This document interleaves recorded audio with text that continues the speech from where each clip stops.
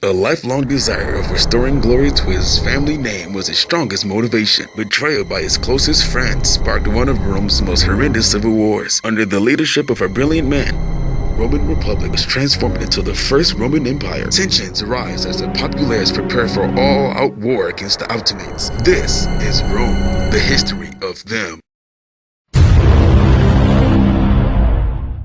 52 BCE. The Gallic rebellion was a complete failure. They suffered 250,000 deaths and casualties. Compared to the Romans, who only suffered 12,800 casualties and wounds, the Gauls weren't as experienced soldiers and lacked the leadership that the Romans had. The general, named Gaius Julius Caesar, was a powerful and very popular political figure in Rome because of his appeal to the citizens, as well as being an effective soldier. At the time, Caesar was the governor of Gaul. His victory in Gaul gained him an immense amount of power and respect from the Romans. By gaining power, he in turn gained new enemies. However, his new enemies weren't launching in a full-out invasion on the Roman Republic. They were the very senators that held office in the capital city. More specifically, Pompey the Great, a general and currently serving a high administrative office. Pompey originally formed an alliance with Caesar to gain power for himself, but it now appears that Caesar has gained too much power. Pompey fears this. He tried reducing Caesar's power by having the Senate force Caesar to resign from his position of general and disband his army. Of course, Caesar can't surrender to the state. His men are exceptionally loyal to him and will fight for him. Because if Caesar surrenders to the state, his men are going to think he's very weak and they're not going to continue fighting for him. So Caesar is not going to surrender to the Roman Republic and will not go down without a fight. Caesar advances towards Rome. His army is on the Rubicon River, which divides the province of Gaul and the city of Rome. It is considered an act of war if Caesar and his army crosses the Rubicon River into Rome. His men will die for him, and Caesar knows that the citizens will support his decision to retaliate, and just like that, the Civil War broke out.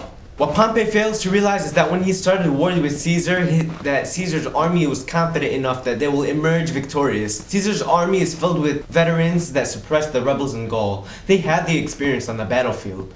Pompey and the senators fled to Greece, for his soldiers couldn't hold off Caesar for much longer in Rome.